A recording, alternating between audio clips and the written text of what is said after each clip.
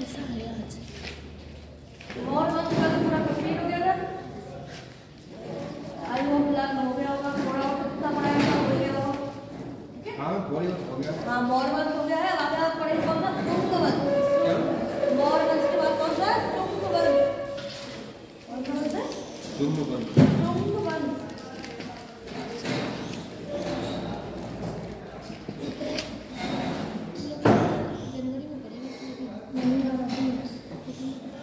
मोर वंश के बाद कौन सा है? शुंग वंश। शुंग वंश। शुंग वंश के संस्थापक, शुंग वंश के संस्थापक कौन है? पुष्यमित्र शुंग। कौन है? पुष्यमित्र शुंग है। मौर्य वंश का अंतिम शासक वाले कौन सा बनाया था? मौर्य वंश का अंतिम शासक भद्रक। लिखा है लिखा है। मौर्य वंश का अंतिम शासक कौन है? भद्रक। भद्रक का सेनापति था कौन था? पुष्यमित्र शुंग। अजय कुमार। पुष्यमित्र शुंग ने भद्रक की हत्या की और क्या शुंग वंश की स्थापना की। ठीक है, वंश आप समझिए। पहले कौन सा? हरेक वंश, शिशुनाग वंश, नंद वंश, मौर्य वंश। मौर्य वंश के बाद कौन सा है? शुंग वंश। अरे को हट लीजिए शुंग वंश। ये देखो मौर्य वंश के इसी में मौर्य वंश के अंतिम शासक, मौर्य वंश के अंतिम शासक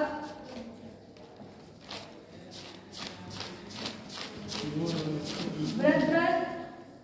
मौर्य वंश के अंतिम शासक भद्रक के सेनापति, भद्रक। मौर्य वंश के अंतिम शासक भद्रक के सेनापति पुष्यमित्र शुंग। शुंग ने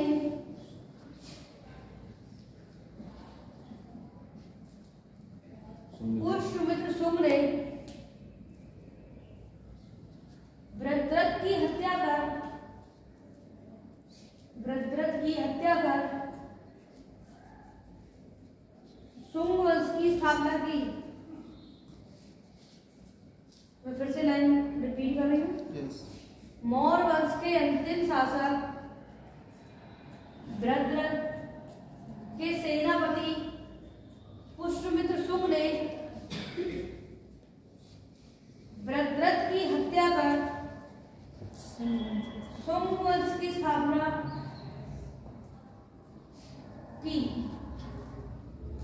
चलेगा का 1885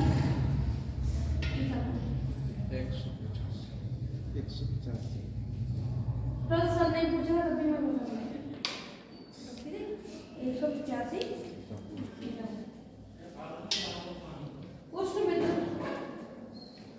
पुष्यमित्र ब्राह्मण जाति का था।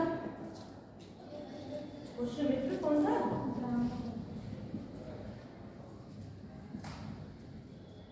ब्राह्मण जाति का था।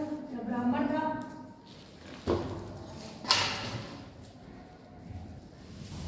अपने अपने नामों का बल चलाते थे। हाँ,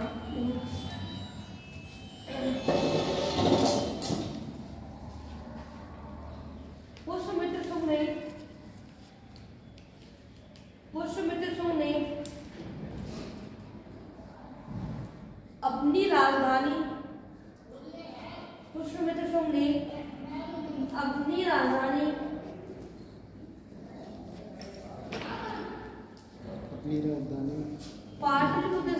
पाटलिपुत्र से विदिशा कर ली। विदिशा का एमपी मध्य प्रदेश। पुष्यमित्र शुंग ने अपनी राजधानी पाटलिपुत्र से विदिशा कर ली। और विदिशा कहाँ है? मध्य प्रदेश। एमपी का मतलब क्या है? मध्य प्रदेश। इसे शॉर्ट में पूरा लिखने का ध्यान आ रहा है। पता विदिशा कर ली। देखो जैसे मैंने ज्योग्राफी में आप राजधानी याद करें, इसमें भी राजधानी याद करें। हर वंश की अलग अलग राजधानी है, राजधानी पूछी जाती है। देखो वंश जितने भी है सबके संस्थापक और सबकी राजधानी। संस्थापक तो कुछ नहीं कहते, कोई यहाँ पर पूछेगा नहीं, कोई बहुत अच्छा। आगे देखो पुष्यमित्र शुंग ने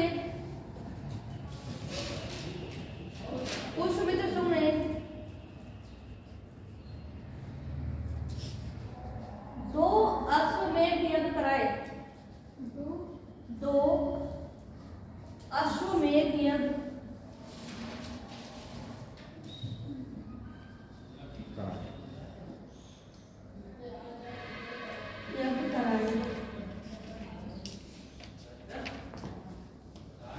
पुष्यमित्र शुंग ने दो अश्वमेध यज्ञ कराए।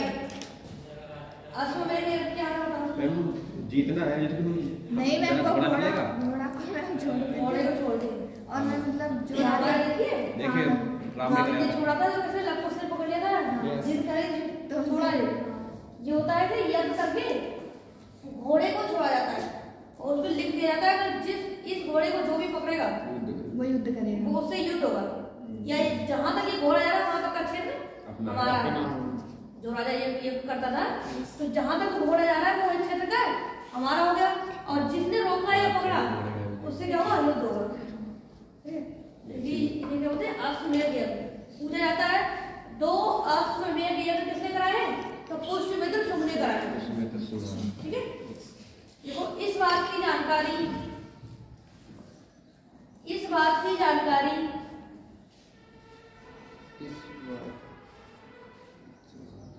अयोध्या में से मिलती है। जानकारी अयोध्या से मिलती है। अयोध्या अभिलेख से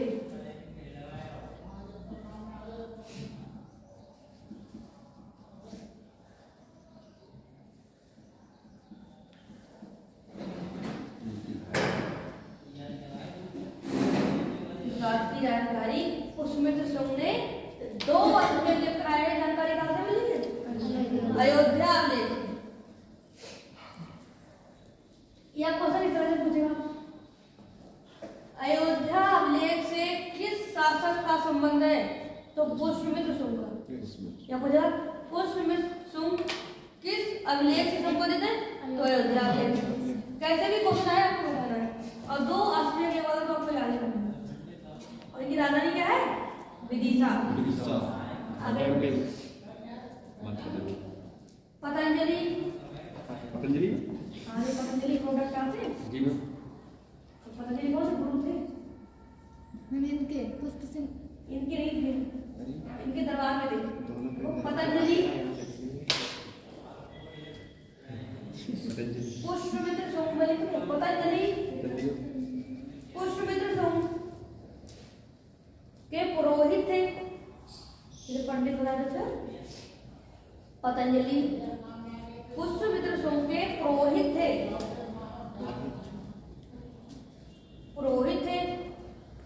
इन्होंने महाभाष्य की रचना की है।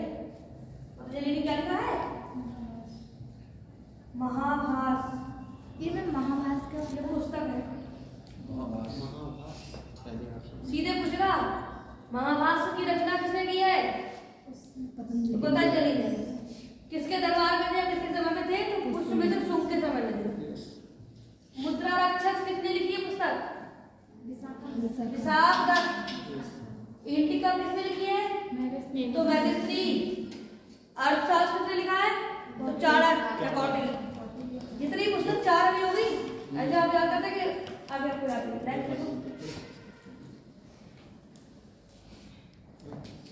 पुष्यमित्र शुंग ने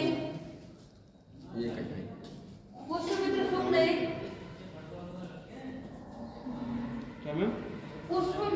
ने यूनानी शासक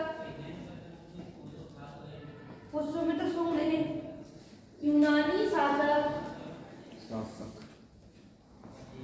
मिनांडर को पराजित किया।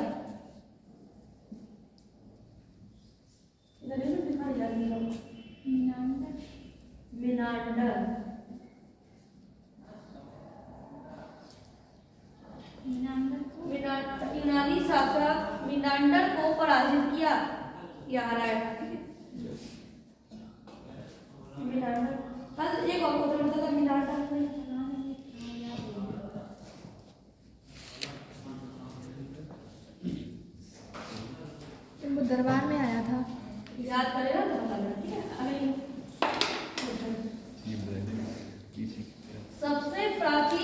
स्मृति सबसे प्राचीन स्मृति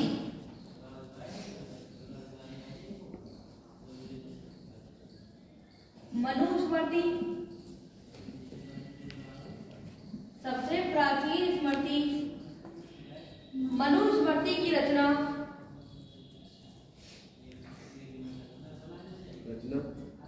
मनुस्मृति की रचना पुष्यमित्र सोम के समय हुई। सबसे प्राचीन स्मृति मनुस्मृति की रचना किसने की रचना? पुष्यमित्र सोम के समय हुई। मनु ने की, ठीक है, इसलिए इसका नाम मनुस्मृति। इसकी रचना की किसने?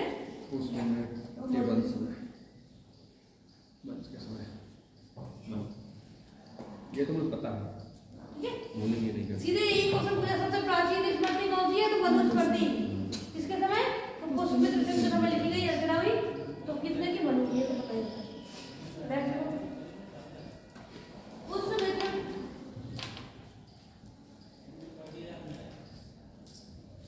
सुंग के बाद पुष्यमित्र सुंग के बाद उसका पुत्र पुष्यमित्र सुंग के बाद उसका पुत्र अग्निमित्र शासक बना।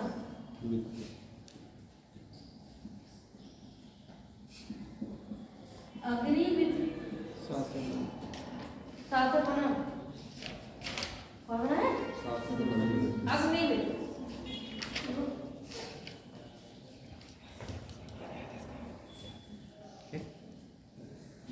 अग्निमित्र और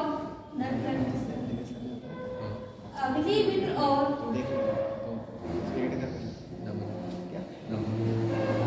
अग्निमित्र और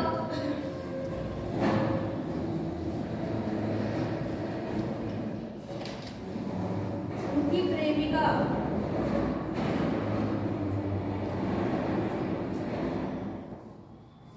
मालविका। अग्निमित्र और उनकी प्रेमिका मालविका का वर्णन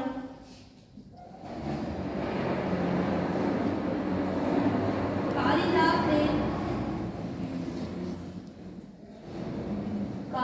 ने अग्निमित्र और प्रेमिका मालविका का वर्णन कालिदास ने मालविका अग्निमित्र में किया है। ऊपर ठीक है।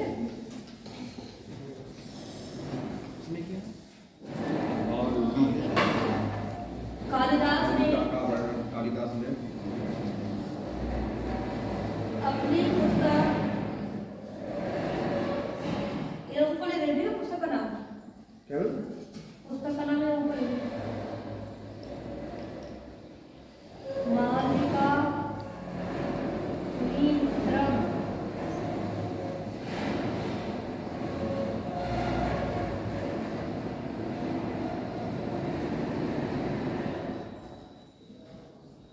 मालविका अग्निमित्र में किया है। अब क्वेश्चन ये पूछ सकता है मालविका अग्निमित्र किसकी रचना है? कालिदास। क्वेश्चन पेपर का बना दिया आपको अलग अलग और बहुत सारी पुस्तक बता चुकी है, याद होना चाहिए। महाभारत किसने लिखा है? क्या महाभारत? हाँ वेद व्यास। पतंजलि। महाभारत महाभारत तो पहुंचे नहीं है।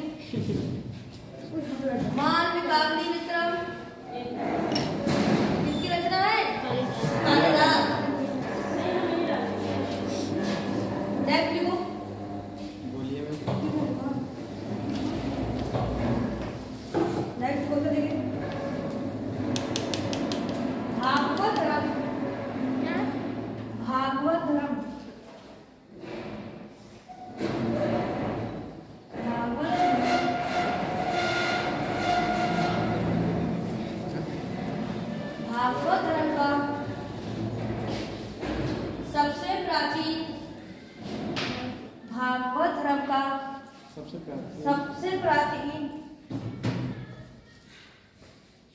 अभिलेखीय साक्ष्य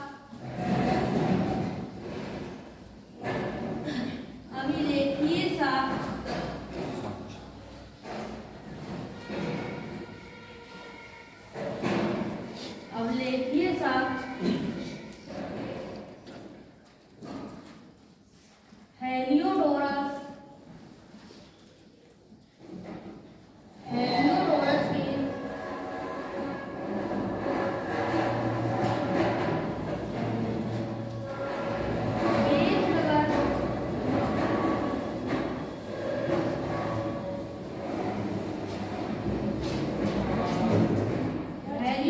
की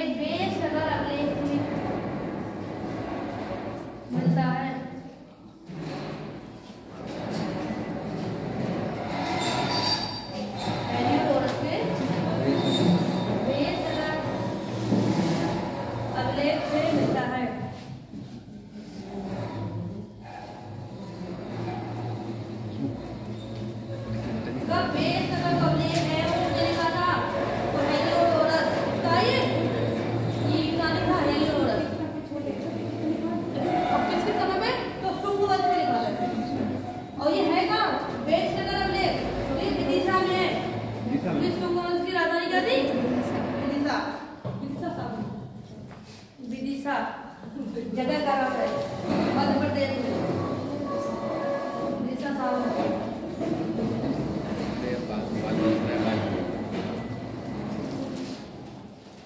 मध्य प्रदेश में क्या होता है? अभी आ रहे हैं मध्य प्रदेश में। और क्या क्या होता है? अशोक ने क्या बनवाया है? सांची का है मध्य प्रदेश। किसने बनवाया है? अशोक ने। किससे संबंधित है? सांची का तो बौद्ध धर्म से। बौद्ध धर्म से। आगे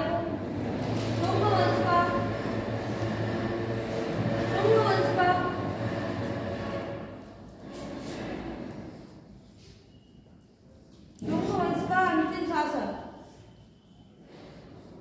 शुंग वंश का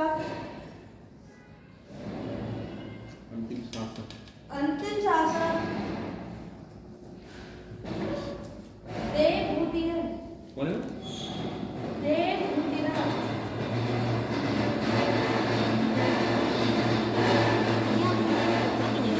शुंग वंश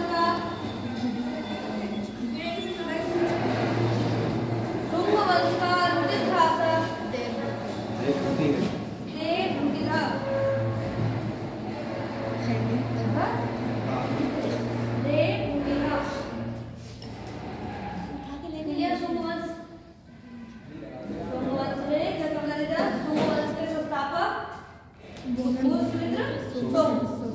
राजधानी कहाँ है इनकी?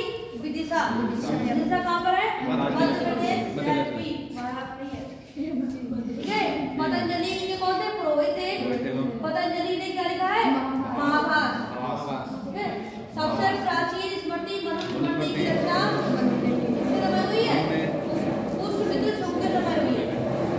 2 अश्वमेध यज्ञ किसने कराए हैं? पुष्यमित्र शुंग ने कराए हैं। इस बात की जानकारी में साफ मिल रही है। अयोध्या में मिलिए। अयोध्या में का संबंध किससे है?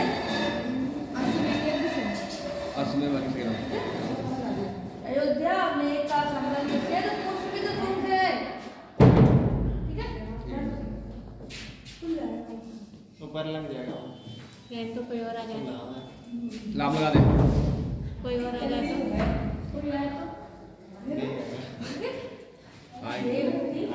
और कौन है? अग्निमित्र कौन थे? शुंग वंश के शासक हैं। पुष्यमित्र शुंग का यह पुत्र है। वेदनगर जो अभिलेख है वो किसका है? हेलियोडोरस का है। शुंग वंश का अंतिम शासक देवभूति। ठीक है। इतना क्या हो गया? इसके बाद आपको देखिए कर्ण वंश। कर्ण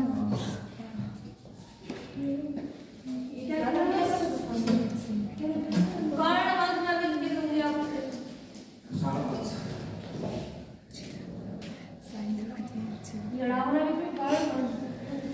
आप तो हिंदी और इंग्लिश में बोलेंगे।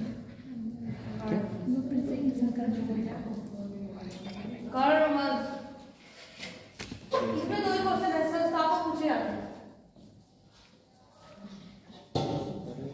किसके बाद आया है वंश? तो शुंग वंश के बाद आया है। संस्थापक है वसुदेव। संस्थापक कौन है? किसके बाद आया है? ये शुंग वंश के बाद आया है। अंतिम शासक मैम कुषाण वंश, इसके बाद बताऊंगा अंतिम शासक।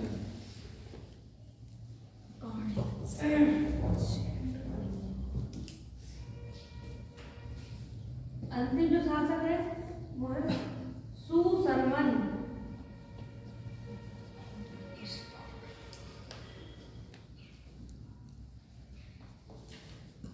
कर्ण वंश के संस्थापक वसुदेव है। अंतिम शासक कौन है? सुशर्मन। इसके बाद कौन हो गया? सातवाहन वंश। सातवाहन वंश के बारे में हमें पढ़ा था। हम इतने राजाओं ने राज्य किया, कितने वंश। अभी तो उसे शुरुआत है। सातवाहन वंश कौन सा है? सातवाहन वंश। इतने पहले कुछ क्या लिख दीजिए आप। अभी पहले इसमें लिखो, नीचे क्या बताओगे? सातवाहन है, सातवाहन। अरे इसमें लिखो, मैं बोलने का है। सुशर्मन की हत्या सिमुक ने कर। सुशर्मन की हत्या सिमुक ने की।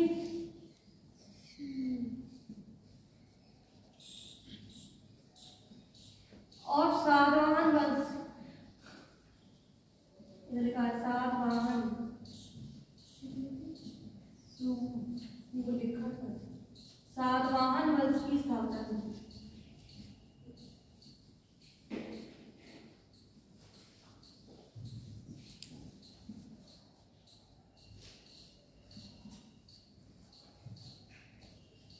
सातवाहन वंश की स्थापना।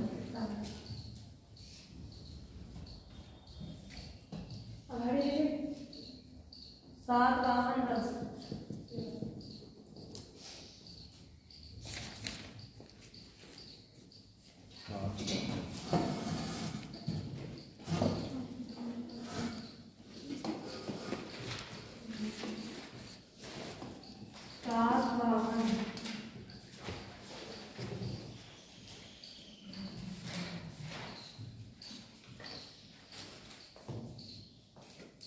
सातवाहन वंश।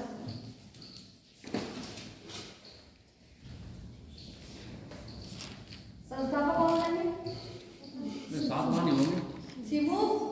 अभी तो लिखा है पहले कितनी पूजा करते हो जब कभी डायरेक्ट आएगी।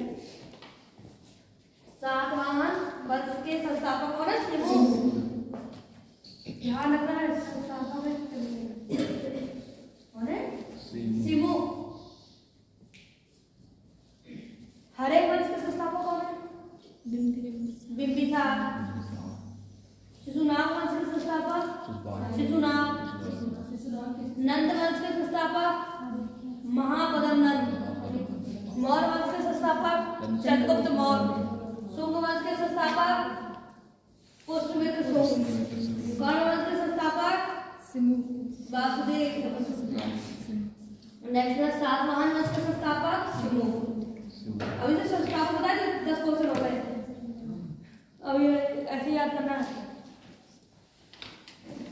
कौन है? सिमुक।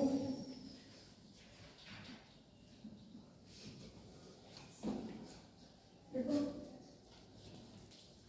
सातवाहन वंश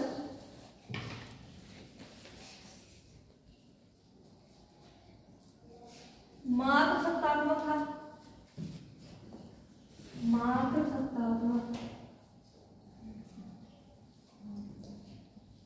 मात्र सत्तात्मक का मतलब माता का या जो वंश था, जो माता के नाम से चला शासक था, है ना? जैसे और ज्यादा पिता के नाम से, एक है ना माता के नाम से। माँ जो शासक थे उन्हें माता का नाम अपने आगे लगा दिया। आगे देखिए, सातवाहन वंश के शासकों ने शीशे के सिक्के चलाए। शीशे के सिक्के सबसे ज्यादा क्वेश्चन पूछा जाता है कि शीशे के सिक्के किसने चलाए हैं? तो सातवाहन वंश के शासकों ने।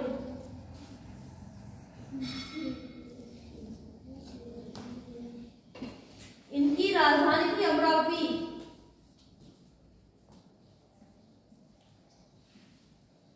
राजधानी क्या थी? अमरावती। इनको याद करने का ट्रिक भी तो है कोई? क्या याद नहीं देता मतलब उसकी राजधानी भी याद रहती है और उसको वंश भी याद रहता है। कौन सा किसके बाद आया? पहले ट्रिक याद करो, फिर वंश के नाम याद करो, फिर वंशों को तरफ से लगाओ, डबल मैटर उसे वंश का वह में ट्रिक से जल्दी याद हो जाए। ट्रिक भी तो याद रखनी पड़ेगी। अब तो ट्रिक याद नहीं है, पहले ट्रिक याद करो, फिर ये वंश भी याद करो, फिर वंश को क्रम से लगाना भी आना चाहिए। 3 पॉइंट आपको वही होना पड़ने पड़ते, ठीक है? ये सीधा सीधा आप इतनी मेहनत आप याद करोगे तो आपको याद हो जाएगा, ठीक है? खोल दो याद से, ठीक है? ऐसे ही याद हो जाएगा। 2-4 बार बोलेंगे पढ़ेंगे तो अपने आप याद आ जाएगा।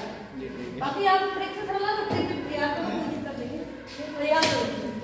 इनकी राजधानी अमरावती। अच्छा, इसमें अमरावती किसकी राजधानी है?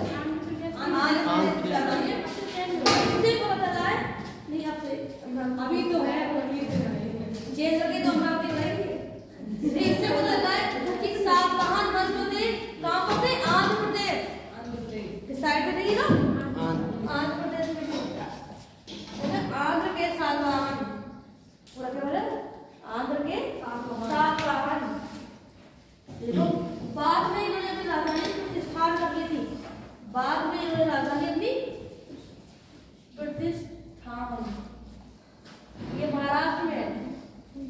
बाद में उन्होंने अपनी राजधानी प्रतिष्ठान कर ली थी।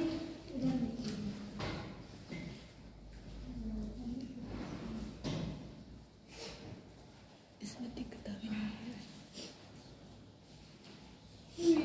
क्यों कर ली थी?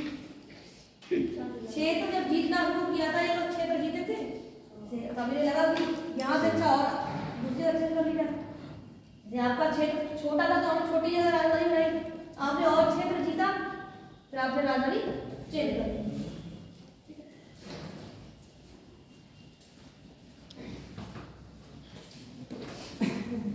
उनके साथ बात सबसे जो महत्वपूर्ण क्वेश्चन है कि शीशे के सिक्के क्या कहाँ है? बस उसके नाम देखता हूँ, शीशे के सिक्के साफ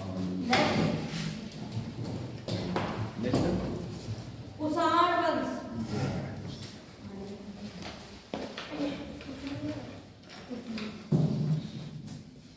कौन सा वंश है? मैं लिख दे रही वरना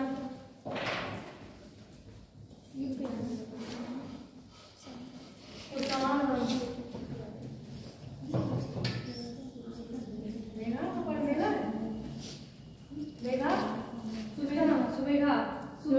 सुमेधा सातवाहन वंश के संस्थापक शिबू कौन है? शिबू। महाभारत किसने लिखा? पतंजलि। यार कुषाण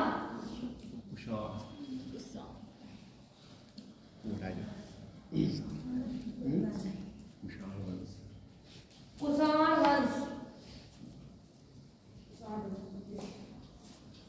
संस्थापक होगा। कुषाण वंश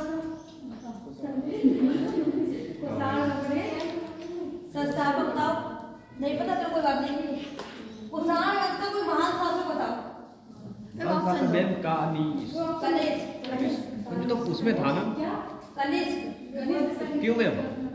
कनिष्क तो उसमें था, दूसरे में हमने पढ़ाया था। चौथी क्वेश्चन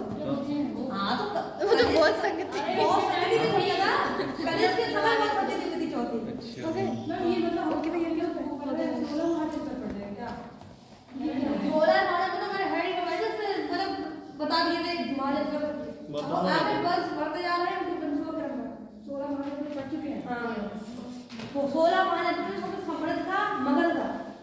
मगध साम्राज्य जिसमें हरे वंश, नाग वंश, नंद वंश पड़ गया।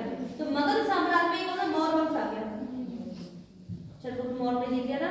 फिर उसने कौन सा स्टार्ट किया मौर्य वंश की स्थापना। फिर वो मगध साम्राज्य पीछे नाम चेंज कर दिया। फिर आगे बढ़ गए कुषाण वंश। देखो संस्थापक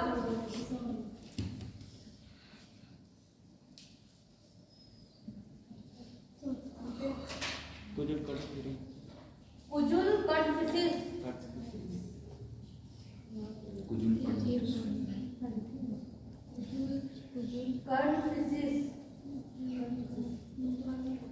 कासे कलिश, कासे कुषाण वंश, कासे कुजुल कटफिशिस।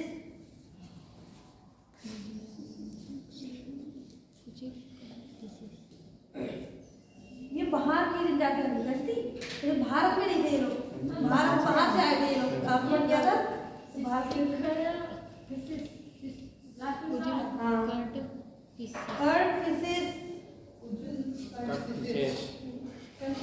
लोग सिर्फ कलिश का नया कुषाण वंश कलिश, लेकिन इनका संस्थापक ये कौन है कुजुल कटफिशिस। और जो महान शासक है इनके कलिश, महान शासक कलिश है देखो कलिश। ये 5 कुषाण बादों में बांटा है। कनिष्क किस वंश का था कुषाण वंश का। कनिष्क सब ये ठीक है। कुषाण वंश। जैसे मैं अभी लिखूंगा तो सब समझ लेना। जो कनिष्क है इससे क्वेश्चन पूछा जाता है नीचे बता दें। जो कनिष्क है वो 78 ईस्वी में,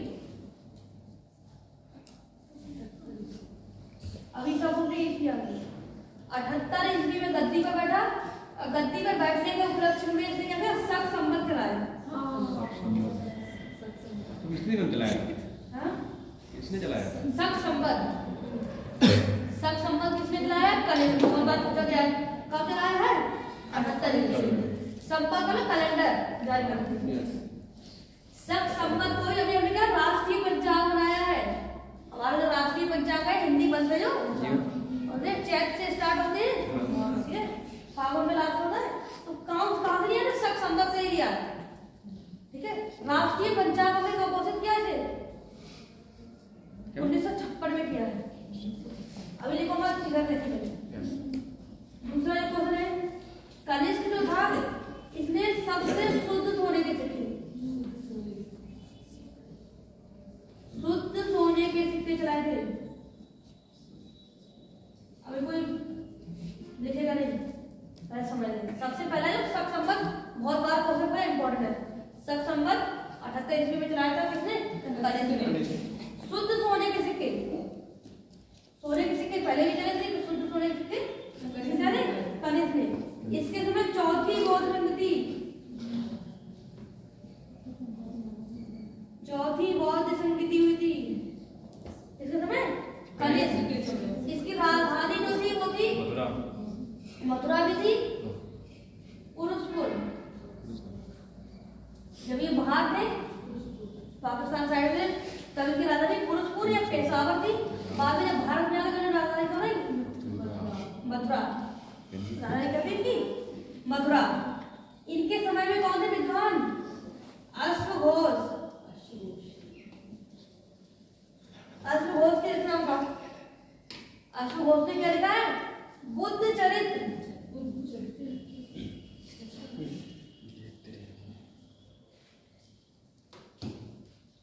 बहुत बार क्वेश्चन पूछेंगे बुद्ध चरित्र किसकी रचना है तो अश्वघोष। या अश्वघोष किसके दवाई थे तो कनिष्क के। एक है चरक, इनके दवाई कौन थे चरक। इनका क्या है चरक संहिता। चरक नहीं क्या लिखा है चरक संहिता। राजधानी की पहले मथुरा याद रखिए, मथुरा पुरुषपुर दोनों है। मैंने मेनली कौन सी है मथुरा। शक संवत किसने चलाया है कनिष्क ने चलाया है। शुद्ध सोने के सिक्के कनिष्क ने। चौथी बौद्ध संधि कनिष्क के समय का हुई थी कुंडलवन। और ये जो था बौद्ध धर्म का अनुयायी था। जब बौद्ध संधि कराई है तो बौद्ध धर्म जो किन शाखाओं में बट गया था कौन कौन हाँ हीनयान और महायान। ये क्या था महायान शाखा का अनुयायी था।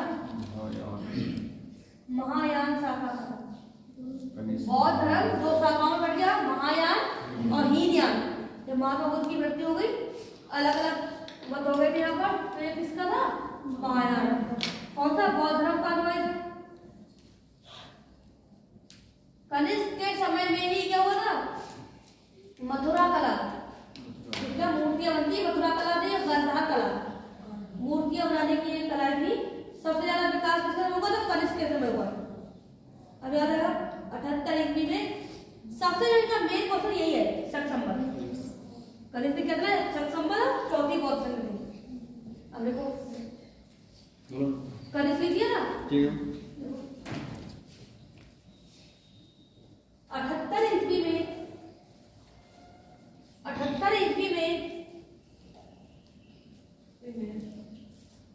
गद्दी पर बैठने के उपलक्ष्य में, 78 ईस्वी में गद्दी पर बैठने के उपलक्ष्य में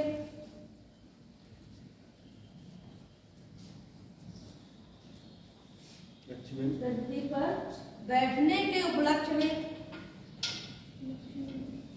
शक संवत शुरू किया। शक संवत 78 ईस्वी में शुरू किया। शक संवत शुरू किया।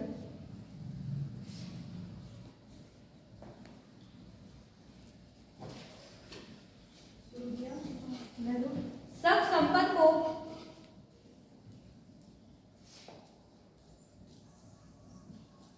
संवत को राष्ट्रीय पंचांग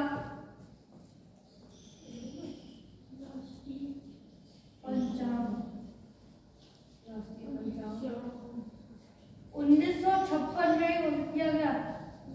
1956 में शक संवत को राष्ट्रीय पंचांग 1956 में घोषित किया गया।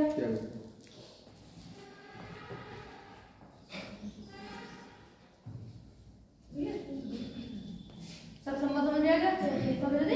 78 कनिष्क के समय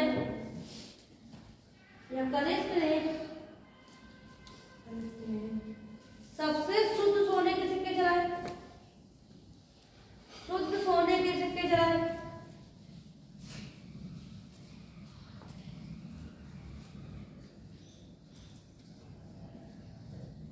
शुद्ध सोने के सिक्के चलाए। कितने कैरेट के सोने के सिक्के होते हैं? पता नहीं क्या कितने कैरेट की शुद्धता होती है। राष्ट्रीय पंचांग क्या होता है? राष्ट्रीय कैलेंडर हिंदू कैलेंडर। हाँ राष्ट्रीय हाँ आपने बताया नहीं? हिंदू कैलेंडर है भी, चैत बैसाख ये रहा। हाँ तो वो क्वेश्चन से पूछ रहे हैं एमटीएस में शुरू किया था, उसी को हमने राष्ट्रीय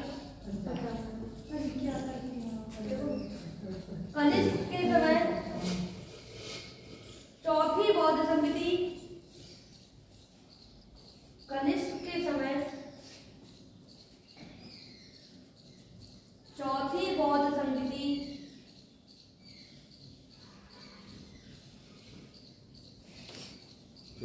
कुंडल में हुई। कुंडल कनिष्क में वो कश्मीर में है, इधर का कुंडल। ये कहाँ है? कश्मीर में। कहाँ से कश्मीर, कहाँ से कुंडलवन, कहाँ से कनिष्क, याद हो जाएगा। ठीक है, बढ़िया याद करने की। नेक्स्ट देखिए,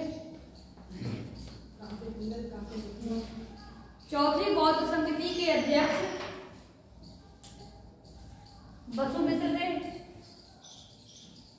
चौथी बौद्ध समिति के अध्यक्ष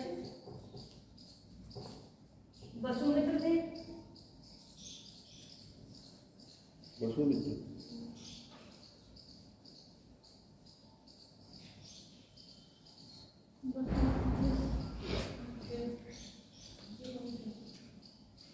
कनिष्क की राजधानी मथुरा या पुरुषपुर थी। मथुरा मतलब अभी बनी है और ये कुछ पहले थी। हाँ ये लोग भारत से बाहर थे। पुरुषपुर या मथुरा, ज्यादा पूछा तो मथुरा ही पूछा।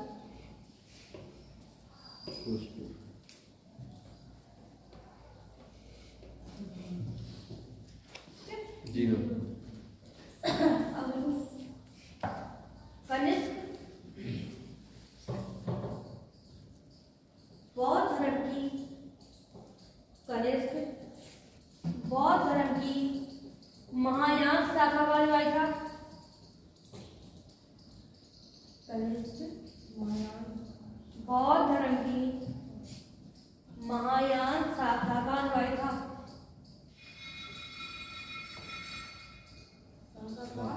अनुयायी था।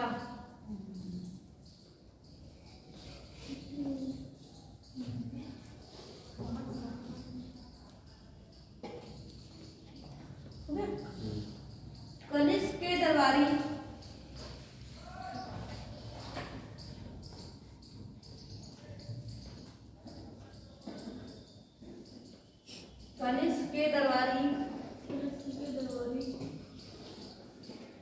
अश्वघोष से, कनिष्क के दरबारी कौन है? अश्वघोष। बुद्ध चरित्र में अश्वघोष ने बुद्ध चरित्र की रचना की। अश्वघोष ने बुद्ध चरित्र की रचना की।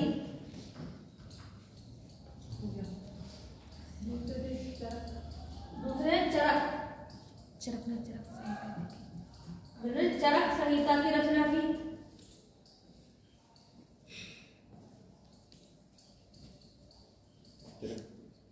इनकी एक और रचना है अश्वघोष की।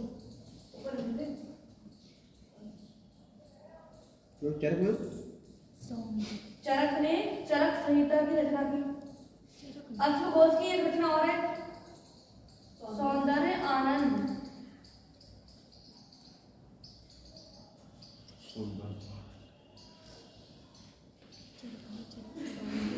सौंदर्य आनंद किसकी रचना है? ये ज्यादा पूछी जाती है, कभी कभार नहीं पूछी जाती है। बुद्ध चरित्र वाला याद रखना है। कोई दिक्कत दिक्कत तो किसी में नहीं है, ये पूछे नहीं हो सकती। पहले देखो आज इसके बाद ये मतलब ये काफी बात ये क्या होता है जब बौद्ध महात्मा बुद्ध की मृत्यु हुई, ठीक है, उसके बाद में बौद्ध धर्म को आगे बढ़ाने के लिए सम्मेलन होते थे। सम्मेलन का मतलब है सत्संग वगैरह होते थे। हाँ वो वाले सत्संग टाइप उसी को इकट्ठे हो रहे थे, संगीतियाँ हो रही थी। तो अलग अलग लोग काफी समय बाद हुई थी।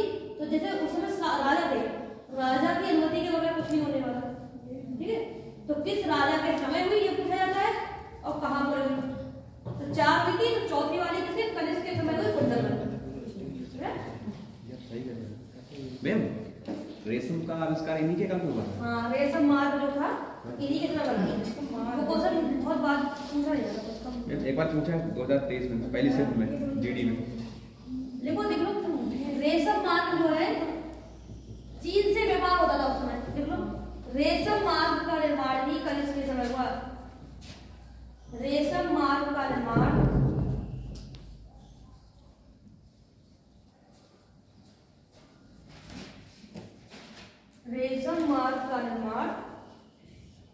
कनिष्क के समय हुआ। चीन से व्यापार करने के लिए बनाया गया था।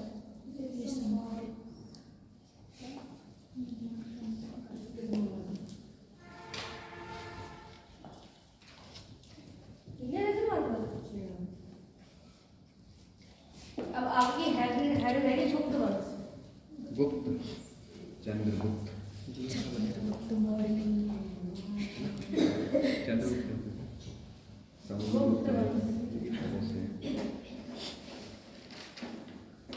अब हेड डाल के छोटे वंश में फिर सुन लो, तैयार रहिए।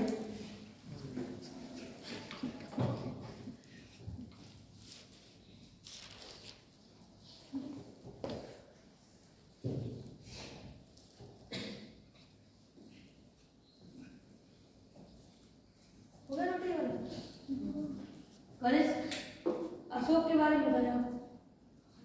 अशोक महान अशोक सम्राट था। अशोक मौर्य वंश का महान शासक अशोक। हाँ, और सही है।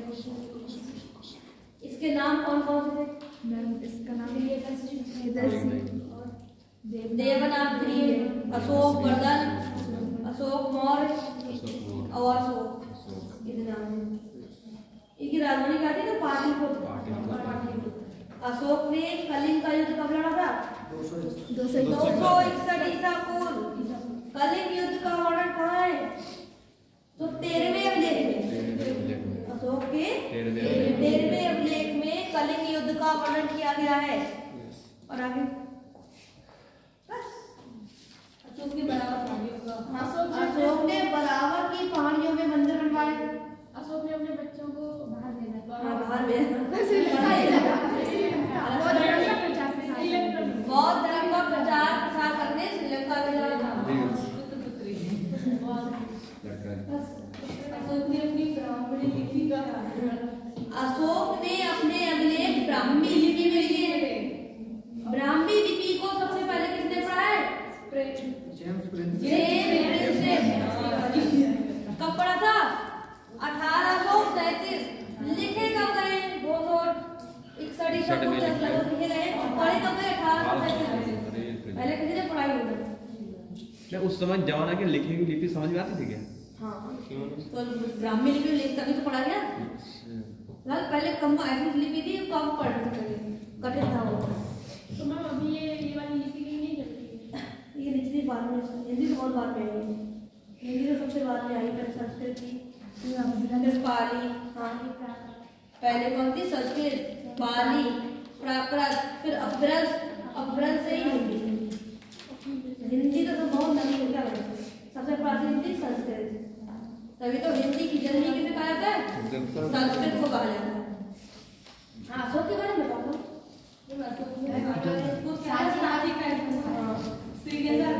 सब मिलकर बता देंगे, सब लोग कम याद हो जाएगा। श्रीनगर बताया है। बौद्ध की वो अशोक ने वो तृतीय बौद्ध संगति तृतीय बौद्ध संगति इसका नाम वही है। अशोक के समय हमने मिलकर के बता दिया। आपको ये व्यक्ति का पता चला है? और वो अशोक के बाद वो क्या था? पुराण।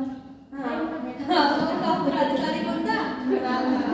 सबने मिलकर बड़ा बता दिया। अरे एक व्यक्ति को सभी बातें याद होनी चाहिए। माइंड करना मगर देख लिख के देखा? नहीं देखा कभी भी। कभी नहीं देखा, देख लिखो और याद हो जाएगा ना। देखा मैं तो कहती रहती, खाली भी याद हो जाएगा। नहीं अंकल लिखा था। इसलिए नहीं आता कि याद ना हो जाए। टाइम नहीं मिला। चलो अभी नहीं मिला टाइम, जब मिल जाए तो पढ़ लेना। बगैर लेके रहोगे तो इसलिए कह रही हूँ। बहन तो आपको बता रहा है कि आप बता नहीं पाते। जो हम लोग पढ़ेंगे वो 15 मिनट पहले लिख के देखा, क्योंकि जब आप लिखेंगे तो आपको बात अच्छे से याद होगा, वरना याद होगा आप बता नहीं पाते, सुना नहीं पाते। जब अपने माइंड से लिख के देखने के बाद लिख लोगे एक बार, तब आप सुना भी सकते हो। ठीक है? तो आगे कौन सा है? गुप्त वंश। गुप्त वंश के संस्थापक अभी कोई लिखो बता थोड़ी कहानी। चंद्रगुप्त नहीं, श्रीगुप्त। श्रीगुप्त सामने श्री लगा के। श्रीगुप्त समुद्रगुप्त भी तो है। इनके बाद कौन सा था? वास्तविक संस्थापक कौन है? चंद्रगुप्त। चंद्रगुप्त मौर्य अलग है। अब यहाँ पे चंद्रगुप्त, 3 चंद्रगुप्त थे। एक चंद्रगुप्त मौर्य, फिर चंद्रगुप्त प्रथम, फिर चंद्रगुप्त द्वितीय। इसे चंद्रगुप्त उसके बाद लिखे जाते हैं। अब इधर कोई लिख रहा है, इधर हम जल्दी याद, इसे याद हो जाएगा। इस सीरियल में तो संस्थापक कौन है? श्रीगुप्त। इनसे कोई और क्वेश्चन नहीं, इनसे सिर्फ संस्थापक है। फिर है वास्तविक संस्थापक। वास्तविक संस्थापक कौन है? चंद्रगुप्त प्रथम। मतलब वास्तविक और ये वो कहते थे, मतलब उन्होंने स्थापना कर दी होगी, लेकिन जो ज्यादा विचार हुआ है या सामने ज्यादा आया था, बढ़ाया क्यों नहीं जाता? इसलिए वास्तविक आया था। इनकी उपाधि महाराजा धीराज।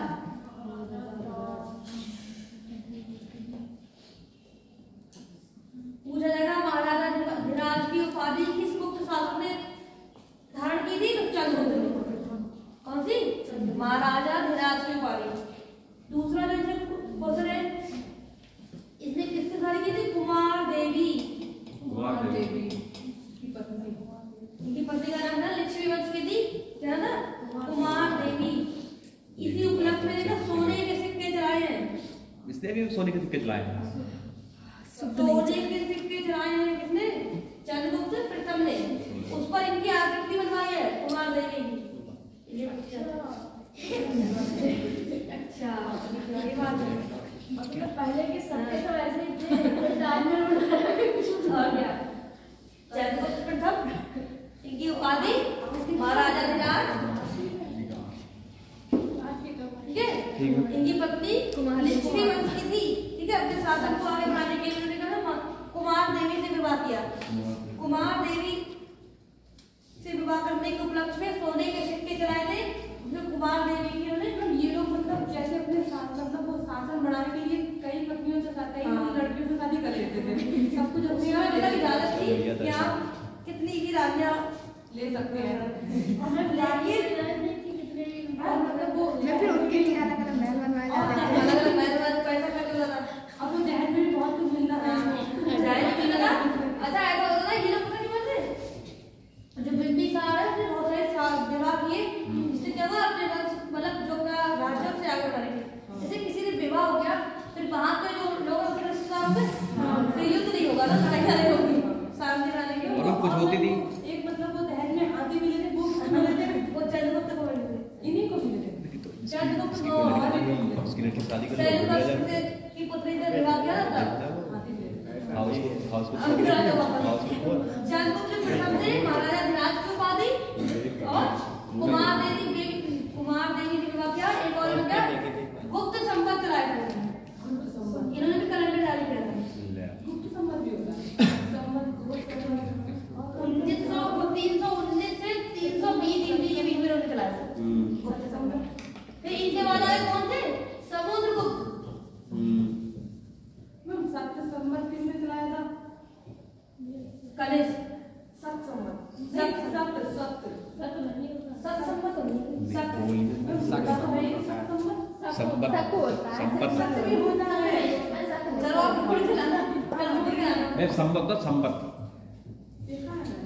समुद्रगुप्त। इनके बाद कौन सा शासक बने? समुद्रगुप्त। इनकी क्या उपाधि है? भारत का नेपोलियन। कौन है? समुद्रगुप्त। दो क्वेश्चन इनसे कौन था? भारत का नेपोलियन। ये कभी भी युद्ध नहीं हारा, नेपोलियन। और दूसरा क्वेश्चन हरिसेठ। इनके दरबारी कौन थे? हरिसेठ। हरिसेठ ने क्या लिखा है? प्रयाग प्रस्तुति या इलाहाबाद इस पर लिखा है। प्रयाग प्रस्तुति। तो अभी जो इलाहाबाद का प्रयाग आ गया, प्रयागराज, जैसे इलाहाबाद इसका भी कर सकते हैं। प्रयागराज इलाहाबाद, प्रयागराज मैं जी दब गया। दो क्वेश्चन इंपॉर्टेंट है, बाकी है तो बहुत क्वेश्चन। समुद्रगुप्त को भारत का नेपोलियन किसने कहा था? बीसेंट स्मिथ ने कहा था। इनके दरबारी कौन थे? हरिसेठ। इन्होंने लिखा है प्रयाग प्रस्तुति। फिर इन्हीं के बाद कौन आ गया है? चंद्रगुप्त द्वितीय। इनमें ये परेशान कर रही है। एक फर्स्ट और सेकंड कंफ्यूज कर दिया। देखो कभी आपको अगर शासक भूल जाओ गुप्त वंश तो याद रखो कैसे। समुद्रगुप्त के पिता का नाम भी चंद्रगुप्त था और बेटे का भी नाम चंद्रगुप्त। अरे वाह। पिता जो थे वो फर्स्ट वाले थे और पुत्र का वो सेकंड। ठीक है, ये याद रख सकते हैं। ऐसे याद होगा ना, भूल जाते पहले कौन सा शासक आया। श्रीगुप्त तो पहले है वो संस्थापक है। फिर कौन है? चंद्रगुप्त प्रथम जो वास्तविक संस्थापक है। फिर समुद्रगुप्त को अपने पिता अच्छे लगे, उन्होंने पुत्र का भी नाम होगा चंद्रगुप्त सेकंड। जो चंद्रगुप्त सेकंड थे, इनके काव्य हिंदी साहित्य का स्वर्णकाल कहा गया है। ठीक है, ये साहित्य का स्वर्णकाल कहा गया। किसने? साहित्य का स्वर्णकाल कहा गया। चंद्रगुप्त के काल को इनके समय कौन थे? कालिदास। कालिदास के दरबार में थे चंद्रगुप्त सेकंड। इन्हीं की उपाधियां विक्रमादित्य, तभी इनको कहा जाता है चंद्रगुप्त विक्रमादित्य। पूरा नाम क्या है? चंद्रगुप्त विक्रमादित्य। नेक्स्ट थे नौरत्न, इसके समय थे, अकबर के समय में थे और चंद्रगुप्त सेकंड के भी समय थे। लोगों को मेहरौली स्तंभ बनवाया है इन्होंने। कौन सा? मेहरौली स्तंभ। कहाँ बनवाया? दिल्ली में। लोहे का स्तंभ है, ऐसा स्तंभ बनवाया है अभी तक। लोहे का है, जंगल है लगी उसमें मतलब जंग नहीं है। अब खुले में ऐसे करा हुआ है, चमक रहा है। कौन सा लोहा होगा? दिल्ली में कुल्ला मीनार के पास मेहरौली स्तंभ। मेहरौली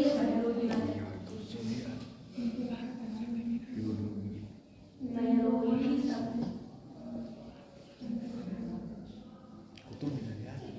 एक देखो ये समुद्रगुप्त है, इनके दो बेटे थे समुद्रगुप्त के, रामगुप्त और चंद्रगुप्त। जब रामगुप्त थे वो पहले शासक बने थे, समुद्रगुप्त के बाद तो ना रामगुप्त। इनकी पत्नी थी कौन सी? ध्रुव स्वामिनी। जयशंकर प्रसाद की वो तो रचना है। तो जो आप रचना पढ़ेंगे जयशंकर प्रसाद की ध्रुव स्वामिनी, उसमें इनकी कहानी बताई गई है। जो ध्रुव स्वामिनी थी वो किसी रामगुप्त की पत्नी थी। जब रामगुप्त शासक बने तो उनकी पत्नी थी तो कौन है? सब जो बाहरी जनजाति थी सब, उनका आक्रमण हुआ और वो ध्रुव स्वामिनी को उठा के ले गए। तो रामगुप्त ने बचाया नहीं, रामगुप्त ने कह दिया कि मुझे ले गए तो ले जाओ, हम तो बच गए। स्वामिनी को ले गए क्यों? कौन? सब जो थे आक्रमण किया था और ये आराम से बैठे रहने का, कोई बात नहीं, हम तो बच गए। कौन? रामगुप्त। तो चंद्रगुप्त द्वितीय को जब पता चला विक्रमादित्य को, तो वो मतलब वहां उन्हें छुटा के लाया, सबको को हराया था और वहां ध्रुव स्वामी को वापस आया और ध्रुव स्वामी से फिर अपने आप विवाह कर लिया रामगुप्त को शासन से किया था। मैम ये विक्रमादित्य में विक्रमादित्य किसका वो फिल्म भी आती है। हां फिल्म भी आती है। नहीं इस बार है कहानी बेताल वाले बीए में है। हां बुक में भी है। चंद्रगुप्त जो विक्रमादित्य थे इनकी दो पति ने, ये कुबेर नागा जिनकी पति थी, बाद में जो ध्रुव स्वामी से भी शादी की। तो जो कुबेर नागा थी उनसे एक पुत्र था कौन सा? कुमारगुप्त। इनके पुत्र का नाम क्या था? कुमारगुप्त। कुमारगुप्त ने कौन सा विश्वविद्यालय बनवाया है? नालंदा विश्वविद्यालय। नालंदा विश्वविद्यालय की स्थापना किसने की है? कुमारगुप्त ने। नालंदा है कहाँ? ये राजस्थान में, बिहार। अभी दोबारा से ये बनाया गया, उद्घाटन किया गया है अभी 2024 में ही।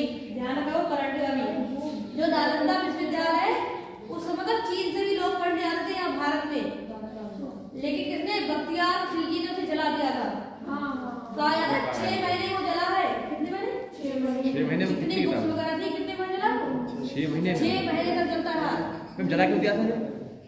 अब जलाने की भी कहानी है, बता दीजिए। जला क्यों दिया था?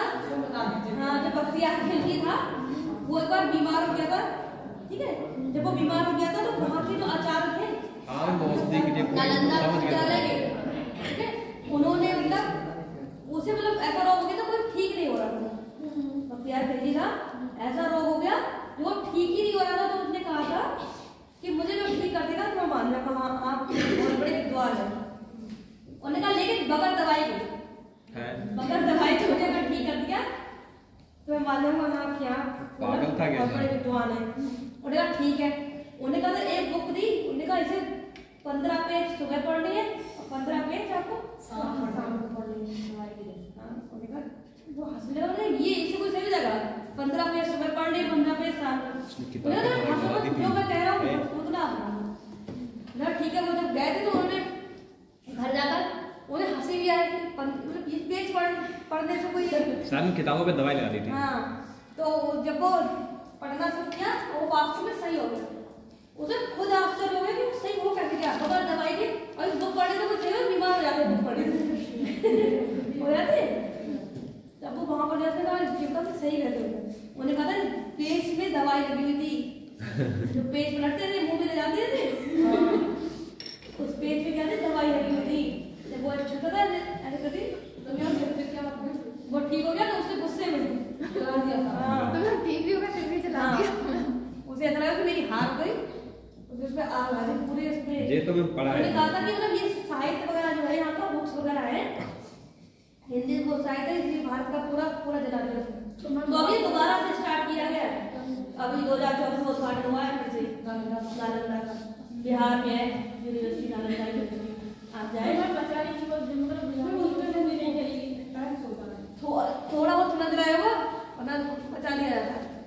6 महीने दिलाया रोकने वाला भी कोई नहीं था, रोकने वाला भी कोई नहीं था। 6 महीने दिला तो सब कोई जब जो रोकने जाएगा उसे भी तो मार दिया जाएगा। शासन में पहले थे अगर जो भी आया खत्म वो भी मारा जाएगा। कोई जनता डर के मारे कहीं जाती नहीं थी। वो सिर्फ साफ जो राजा था उसके पीछे पीछे ही घूमती थी और उसका कोई काम नहीं था जनता का। ये हम देखेंगे इसमें जनता का कोई रोल है। कोई शासक आया उसे मारा या बैठ गया गद्दी पर। जनता का कोई मतलब जो राजा है उसके पीछे पीछे चलता है जो राजा बना है। पूरी कोई भी आपने देखा हमने कहा किसी शासक आए कोई व्यक्ति आया अपने शासक को मारा ऊपर बैठ गया तो जनता जो शासक बन गया उसी की जनता को कहने के चाहिए। जैसे हम मूवी देखें अलाउद्दीन खिलजी मूवी पद्मावत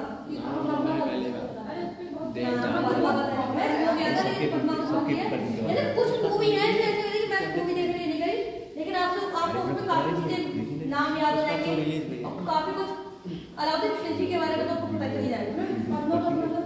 मूवी थी खिलजी अलाउद्दीन खिलजी के बारे में मूवी तो मूवी अभी वाली तो मूवी कहाँ गायब हो जाएगी 50 साल पहले की मूवी भी होगी। सच है आता झूठा है मूवी में दिखाते हैं। तो कुछ चीजें वैसी भी होती है बनावटी भी होती है और नाम वगैरह होता है वो रियल ही होता है। देखिए कहानी संस्थापक है सुमेधा आपको सही नाम है संस्थापक क्या लिखना है गुप्त वंश के संस्थापक श्रीगुप्त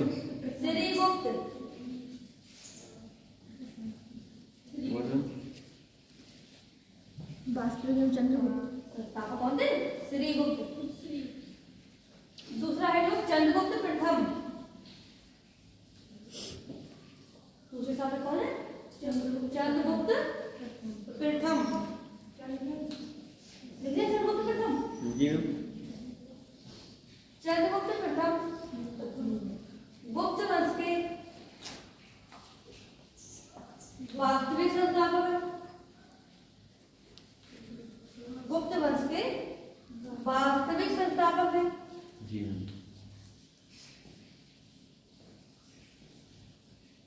इन्होंने महाराजा धीराज की उपाधि धारण की। महाराजा धीराज की उपाधि धारण की।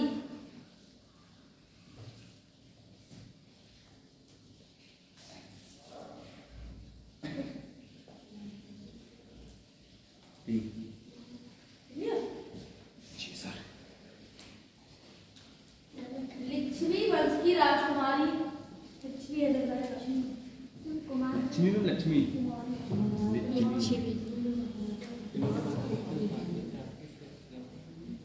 लिच्छवी वंश की राजकुमारी कुमार देवी से विवाह किया। लिच्छवी वंश की कुमार देवी राजकुमारी कुमार देवी से विवाह किया।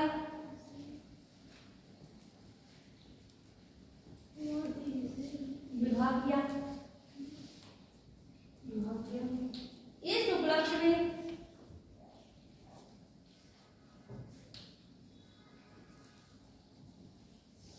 सोने के सिक्के चलाए। चांदी के सोने के सिक्के चलाए।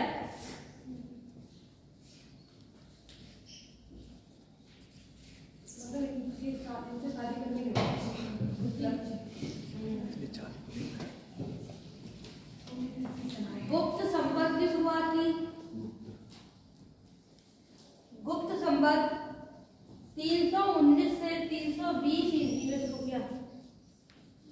गुप्त संवत की शुरुआत की 319 320 दोनों डेटे आ जाते हैं। 319 होगा तब भी सही है 320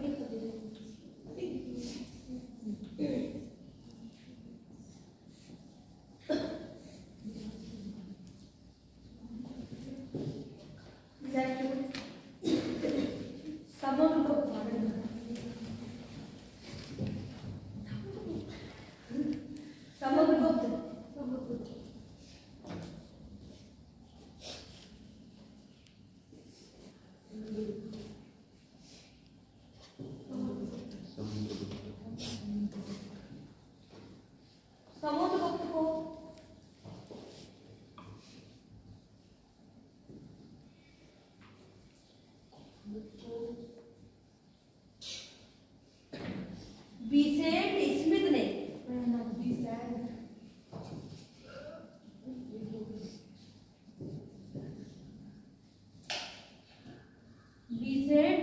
ने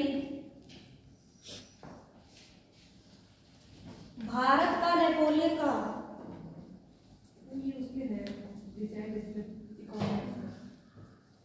भारत का नेपोलियन नेपोलियन का मतलब क्या होता है? इसका मतलब क्या होता है? इसका नेपोलियन नेपोलियन का नाम है ना, नेपोलियन बोनापार्ट। जैसे कभी हार नहीं मानी, वो एक मतलब फ्रांस का हाँ, जैसे एक नेपोलियन व्यक्ति था कहाँ यूरोप में, हिटलर हाँ हिटलर अलग है, वो जर्मनी का था, नेपोलियन अलग है। तो मतलब उसी की तरह कौन था, भारत में समुद्रगुप्त था, इसलिए इसे भारत का नेपोलियन कहा। पहले उसे जब मैंने कोई ना हिटलर पहले किसी का पहले सही था। हिटलर की कहानी बहुत बड़ी है। अरे नेक्स्ट हो ये तो है जो नाम होगा उसको उपाधि दे दिया गया, ठीक है। हम ये मतलब क्या जो उपाधि ये लिखा है इन्होंने महाराजा अधिराज की उपाधि धारण की, मतलब महाराजा अधिराज अपने आप को कहा था, उपाधि का मतलब टाइटल, एक टाइटल। हाँ ये राज आए थे, अगर महाराजा अधिराज अपने नाम के आगे लगा दे वो उपाधि हो गई अपने आप को। विसेंट स्मिथ ने वो भारत का नेपोलियन किसे कहा था?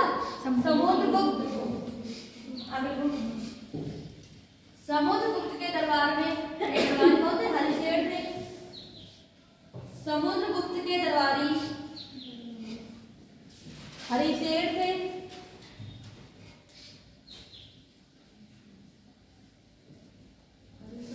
समुद्रगुप्त के दरबारी कौन थे? हरिशेर थे।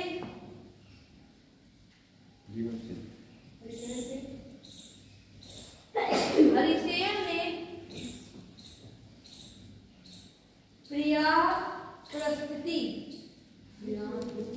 या इलाहाबाद स्तंभ की रचना की। प्रयागप्रस्थिति या इलाहाबाद स्तंभ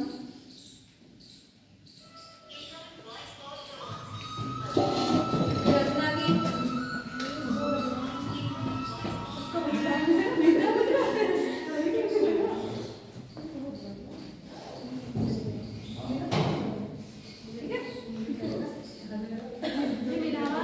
इलाहाबाद स्तंभ की रचना की।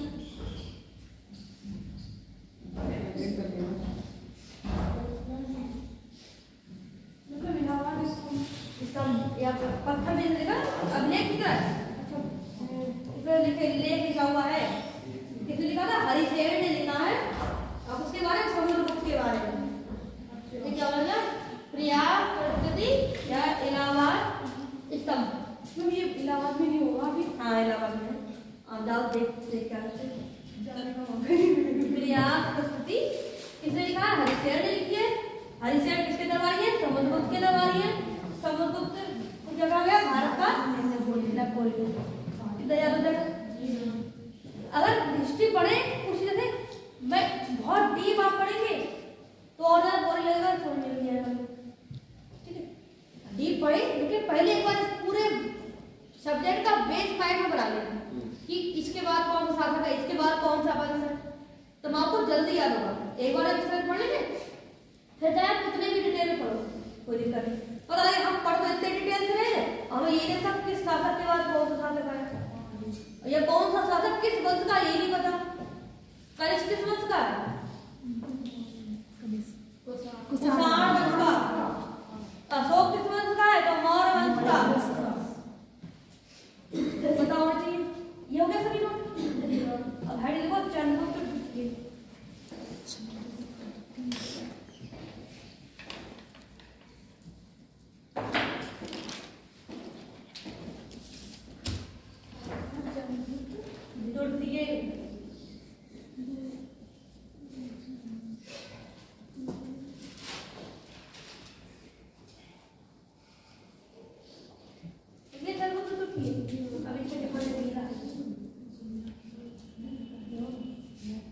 चंद्रगुप्त द्वितीय ने विक्रमादित्य की उपाधि धारण की।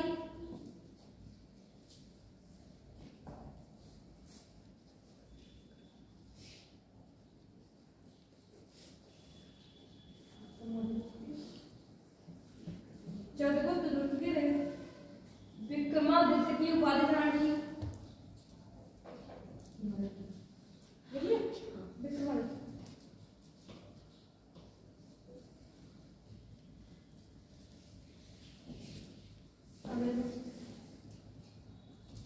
चंद्रगुप्त द्वितीय के काल को साहित्य का स्वर्णकाल कहा गया। चंद्रगुप्त के काल को साहित्य का स्वर्णकाल कहा गया है।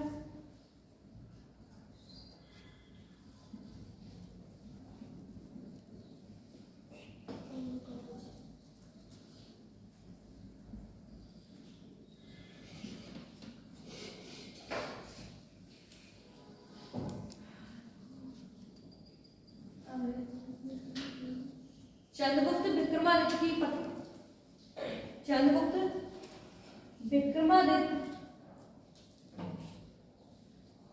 चंद्रगुप्त विक्रमादित्य का विवाह कुबेर नागा से किया गया। कुबेर नागा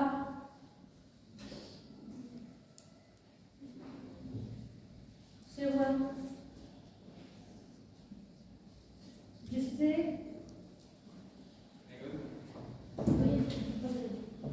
उनकी पुत्री प्रभावती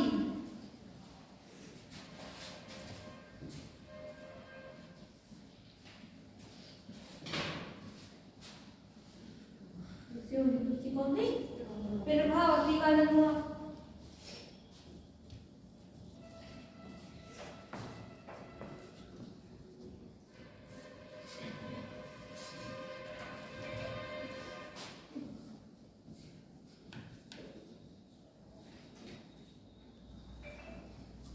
पूछा हुआ क्वेश्चन है, प्रभावती किसकी पुत्री है?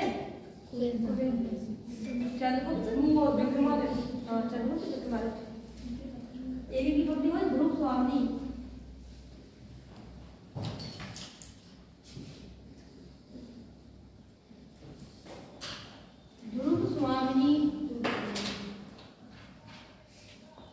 ध्रुव स्वामी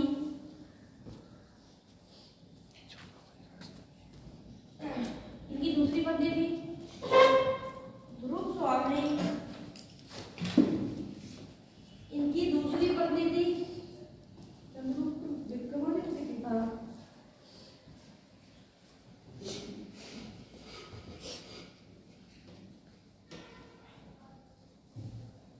जिनसे इनके पुत्र कुमारगुप्त,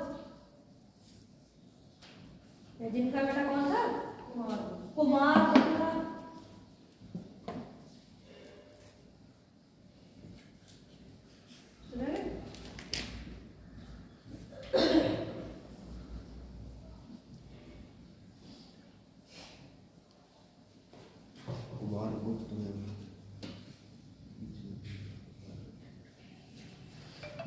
चंद्रगुप्त द्वितीय ने शकों को हराया था।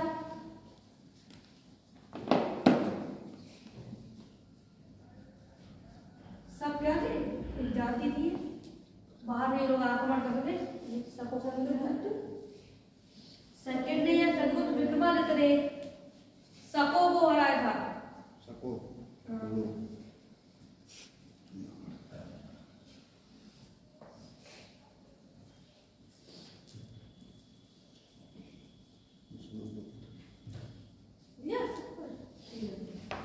चंद्रगुप्त विक्रमादित्य ने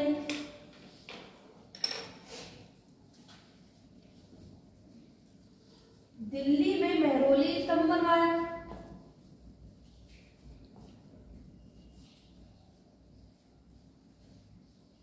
दिल्ली में महरौली स्तंभ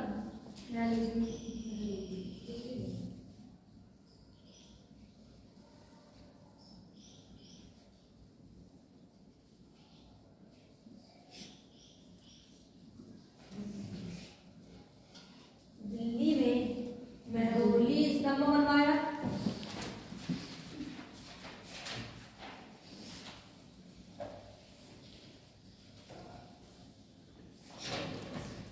चंद्रगुप्त विक्रमादित्य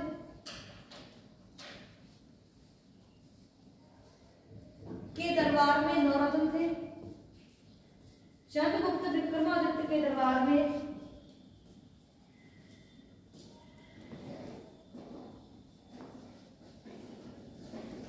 नौरत्न थे।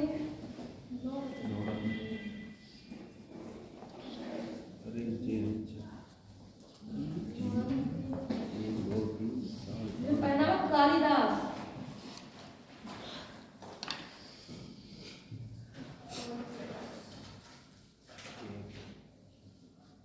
धन्वंतरी।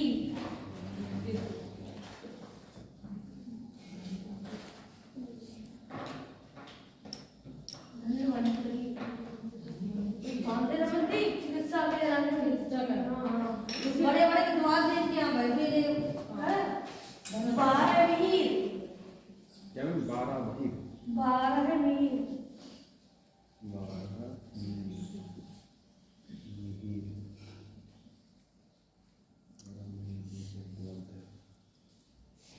बाकी और नाम देख लेना। मैं ब्रह्मागुप्त। चल पूछ ना। ब्रह्मागुप्त। हाँ वो पूछ कर नहीं है। कालिदास में लिखा है, ठीक है। कालिदास इंपॉर्टेंट है। उसी ने पूछा कालिदास किसके दरबार में थे, तो चंद्रगुप्त विक्रमादित्य के दरबार में। चंद्रगुप्त विक्रमादित्य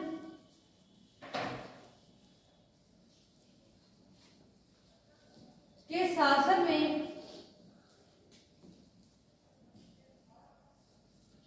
चीनी यात्री फायान आया था। चीनी यात्री फायान आधा हार नहीं था।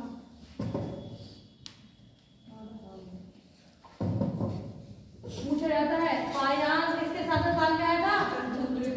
चंद्रगुप्त विक्रमादित्य। और हेलसॉन के समय में आया था। ये चीनी यात्री है। हर्षवर्धन के समय हेलसॉन और चंद्रगुप्त के समय फायान। हाँ से हेलसॉन, हाँ से हर्षवर्धन। एक याद होगा, दूसरा अपने आप याद करो, कंफ्यूज ना हो इसलिए बता दिया।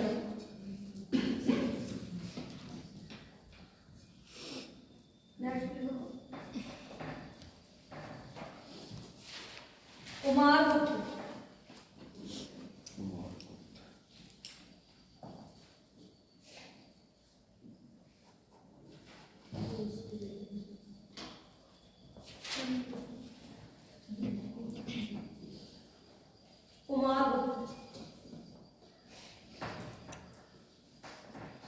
कुमारगुप्त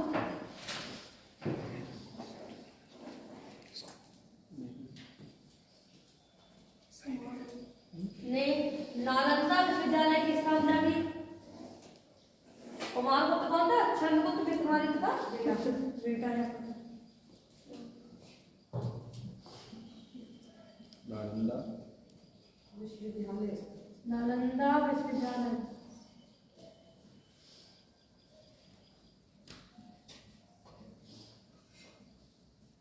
नालंदा विश्वविद्यालय की स्थापना किसने की है? कुमारगुप्त ने की है।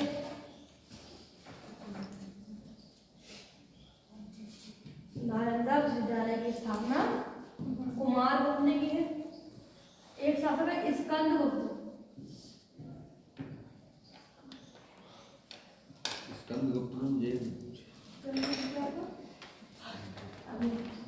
शासक है कुमारगुप्त के बाद कौन सा है? स्कंदगुप्त।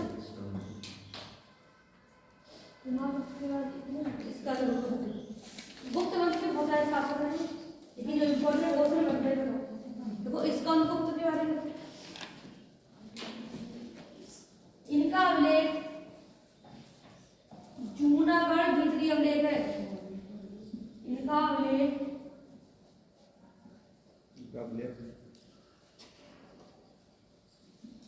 जूनागढ़ भीतरी अभिलेख है।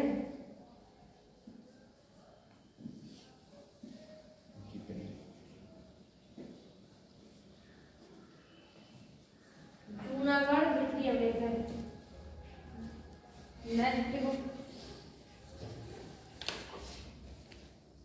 भानुगुप्त,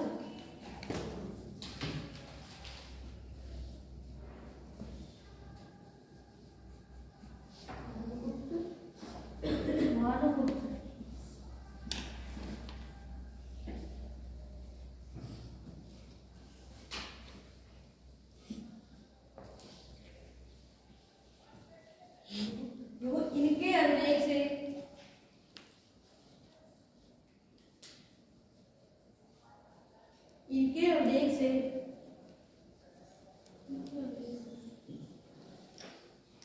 सबसे पहले सती प्रथा की जानकारी मिलती है। सबसे पहले सती प्रथा, क्या थी सती प्रथा? नहीं मैम, जिसका मतलब पति मर गया वो जिनका जिंदा लगा देते थे उनके साथ में की पत्नी को, एकदम गलत था बहुत ज्यादा। मतलब किसी जो मर गया तो कोई बात नहीं, अब किसी जिंदा व्यक्ति को चिता में बैठा दे, कैसा लगता होगा? गोली जल जाती है तो देखो कैसे करते हैं। और मतलब मजबूरी में से बैठ जलना ही है। ये किसने अंत किया था? राजा राम मोहन राय ने। और अंग्रेजी की था विलियम बेंटिक, मतलब गवर्नर विलियम बेंटिक थे, ठीक है। भारत में किसने में आया था? राजा राम मोहन राय। मतलब अंत तो तभी होगा जब गवर्नर ने मोहर लगा दी, कानून बना दिया कि सती प्रथा नहीं होगी। बढ़िया है। अभी भारतीय ने बहुत विरोध किया। कब हुई थी सती प्रथा का? 1829। कब 1829 में समाप्त हुआ पहले चली आई सती प्रथा? कितनी मतलब महिला सती हो गई। और सती प्रथा का अंत हुआ होगा तो ऐसा नहीं एकदम से अंत हो गया। हम लोग चुपके से लोग करते होंगे। अंग्रेजों ने देखा ये बेवकूफी है, मतलब तो अंग्रेज लोग कहते कि अंग्रेजों के आने से कुछ फायदा भी हुआ नहीं, बहुत सारा करना। अभी भी पुराने जमाने में संस्कृत पढ़ाए होते और अभी भी क्या धोती कुर्ता पहनना है, ठीक है। वो हमारी संस्कृति उसे भी ना छोड़े, लेकिन हमें बहुत कुछ सीखने को मिला जब वो यहाँ आए थे, इससे हम बहुत आगे भी हो गए। लेकिन लूटा भी नुकसान ज्यादा, हमारा फायदा कम था। लूटा बहुत सब कुछ लूटा। जब गए थे मतलब खाली कर दिया था भारत, और भारत में और कर्जा कर दिया था उनका। देखो नेक्स्ट पहली बार सती प्रथा की जानकारी मिली।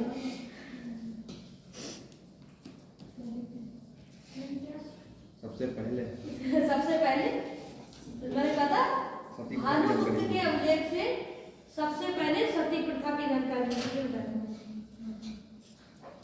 आगे लिखे गुप्त वंश का अंतिम शासक।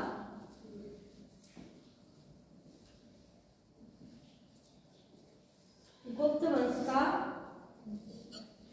अंतिम शासक विष्णुगुप्त था।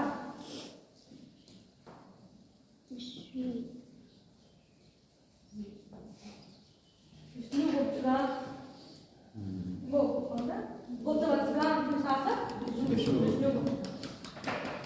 गुप्त वंश का बहुत सारे वंश का थी, अभी ये सब सुनूंगी मैं।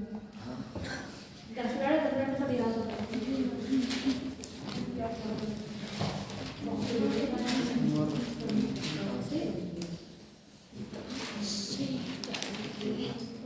कोशिश किया था कि यहाँ याद हो।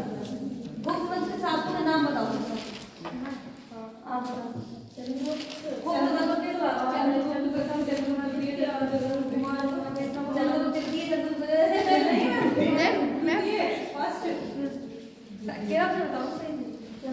श्रीगुप्त संस्थापक थे,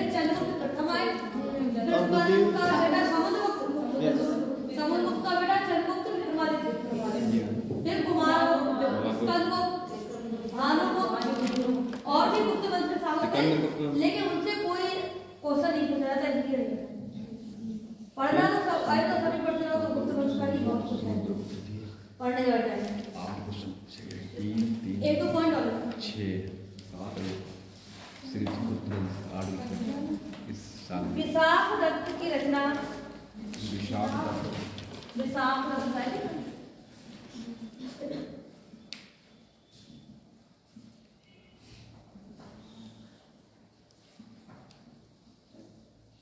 रचना क्या है? देवी चंद्रगुप्तम।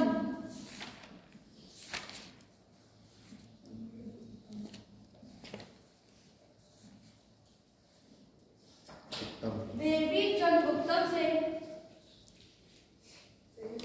गुप्त वंश की जानकारी मिलती है।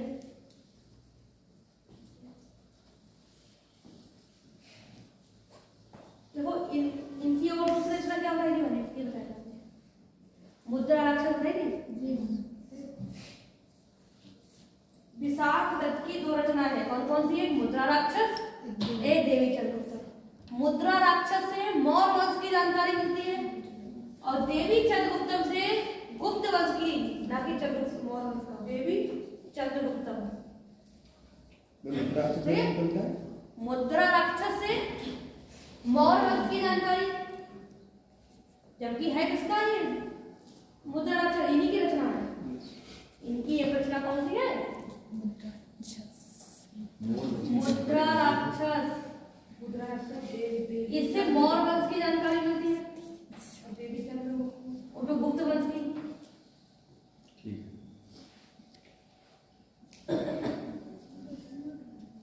इनसे मौर्य वंश की जानकारी और इससे गुप्त वंश की। रचना 2 एक ही व्यक्ति इसकी विशाख दत्त, दोनों रचनाएं याद रखिए, नोट करो, नोट लिखो।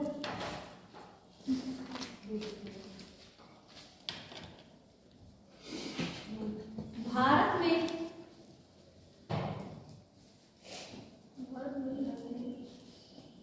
सबसे पहले सोने के सिक्के, भारत में सबसे पहले सोने के सिक्के यूनानी शासकों ने चलाए। भारत में सबसे पहले सोने के सिक्के यूनानी शासकों ने चलाए।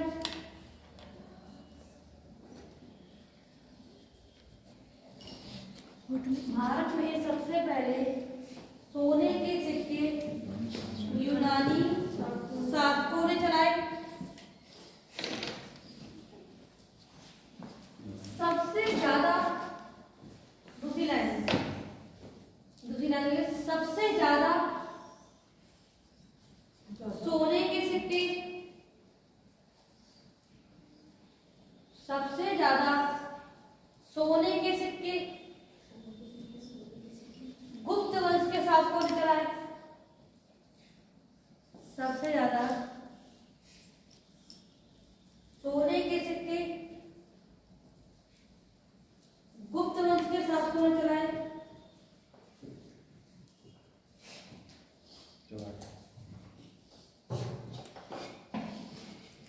तीसरी लाइन में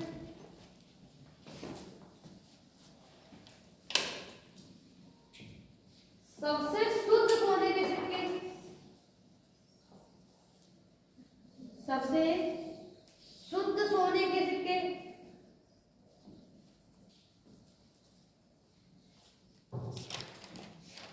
सबसे शुद्ध सोने के सिक्के कुषाण वंश के शासकों। सबसे शुद्ध सोने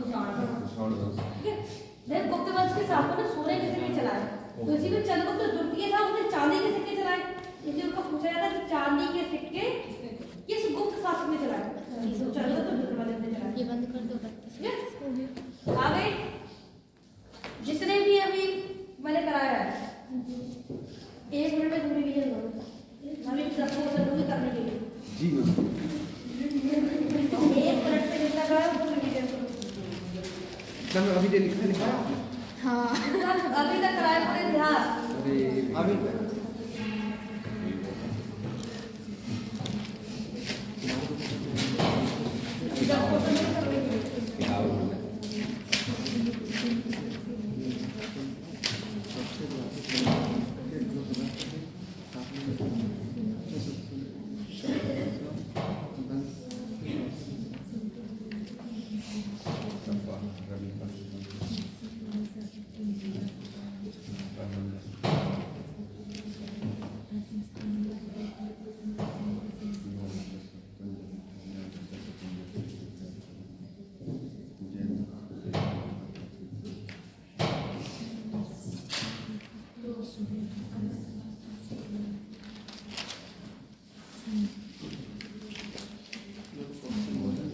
बोलो बोलो ठीक है क्वेश्चन बोलो जी मैम। पहला क्वेश्चन बोलो अमित्रो पोर्टस क्वेश्चन देखो और कोई बोले का नहीं बाद में बताओ अमित्रो पोर्टस किस शासक को कहा गया है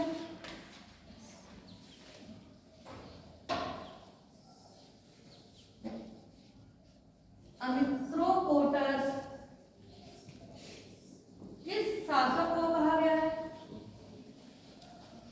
जी हो गया।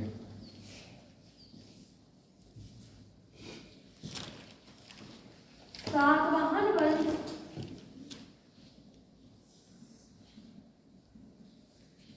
की राजधानी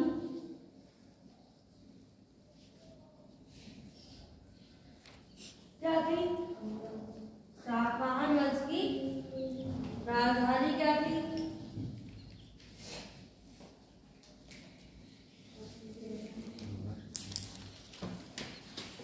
और बुद्ध चरित्र की रचना किसने की बुद्ध चरित्र की रचना किसने की हम ऑप्शन भी दिया था नहीं मैम ऑप्शन मत दीजिए। फिर 1 घंटा नहीं मैं बोल नहीं रहा हम हूँ 10 के 10 ही निकलेंगे वो अपन आपने दे दिया। सुंग वंश ये तो बिल्कुल तुरंत हम पहला क्वेश्चन बोलिए। देखो सुंग वंश के संस्थापक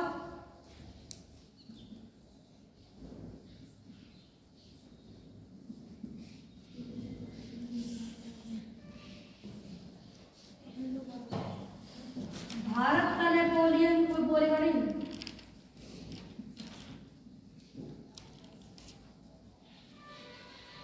भारत का नेपोलियन किसे कहा गया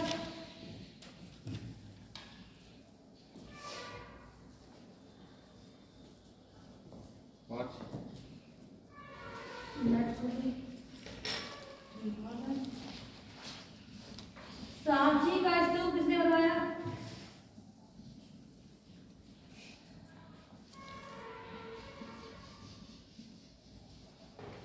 सांची का स्तूप किसने बनवाया अशोक पूछ नहीं मैं पूछ थोड़ी जा रहा हूँ। फाहियान चीनी यात्री फाहियान किसके शासनकाल में आया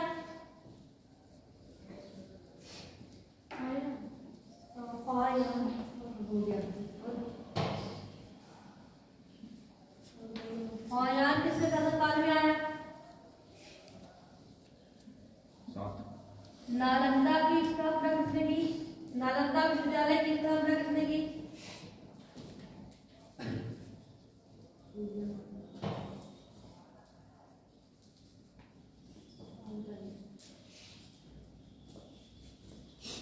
शक संबंध कब चलाया गया शक संबंध कब चलाया गया शक संबंध कब चलाया गया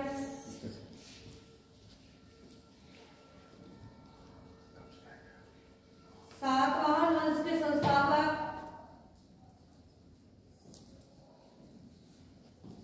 कितने क्वेश्चन हो गए 10 नो हो गया 10 10 हो गए 10 में आएंगे। और छोड़िए तो कैसे बोलते हैं एक सेकंड में जल्दी से चेक करो अपने आंसर दिया है।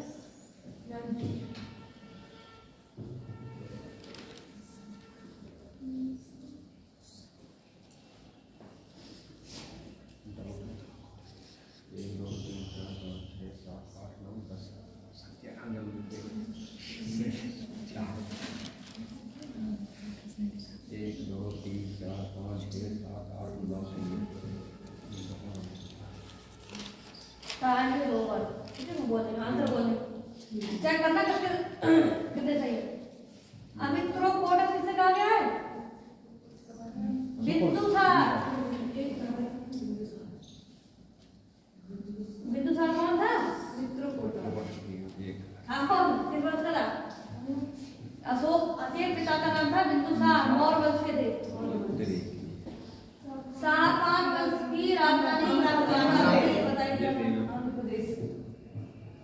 अमरावती।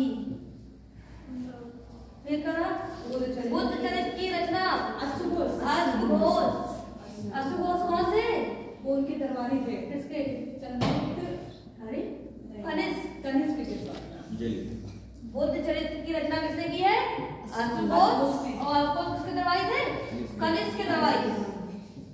शुंग वंश के संस्थापक पुष्यमित्र। क्या नाम?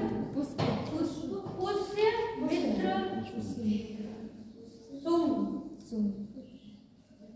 पुष्यमित्र शुंग।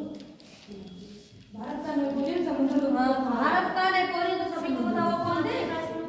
अशोक ने बनवाया था। पाषाण चीन। अरे भारत का नेपोलियन समुद्रगुप्त।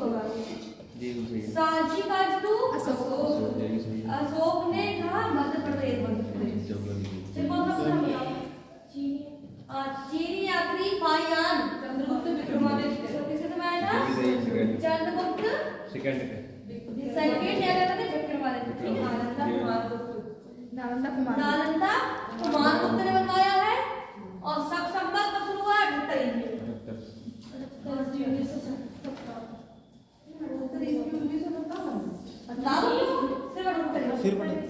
और सात वंश के स्थापना? सात वंश सातवाहन वंश के संस्थापक है सेबो। ये सात सही है। कितने सही है? 7 सही है। हमारे में सात सही है, झूठ नहीं कहते। मैं डेली का रिवीजन जो है ना आपको आते जाते हैं। कल का आपका टॉपिक है बौद्ध धर्म और अशोक। पढ़ के आपको लिखाऊंगी। ठीक है जी मैम। नहीं है।